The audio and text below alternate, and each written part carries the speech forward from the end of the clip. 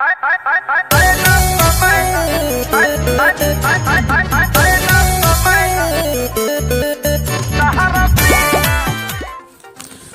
नमस्कार दोस्तों, आप लोगों ने जो वीडियो देखा है हसीना सॉन्ग खेसारी लाल यादव का, तो क्या है खबर की पूरी जानकारी मैं आप लोगों को देता हूं। सबसे पहले जो हमारे चैनल पे नए आए हैं, चैनल को सब्सक्राइब कीजिए और वीडियो को लाइक कीजिए।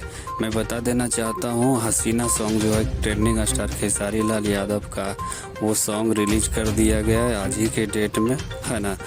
कुछ ही घंटों में वह 1 मिलियन पार कर गया है। जो भाई लोग नहीं सुने हैं ट्रेंडिंग स्टार का न्यू सॉन्ग, वो जाकर सारेगामा हम भोजपुरी पर जाकर अभी उस गाना को सुने और सुनकर अपना प्यार और आशीर्वाद ट्रेंडिंग स्टार को दीजिए। वो आप ही के लिए इतना मेहनत करते हैं, हिट से हिट गाना लेकर आप लोगों के बीच आते हैं। तो जो भी उनका फैन वो अभी जस्ट जाकर उस गानों को सुनिए। धन्यवाद।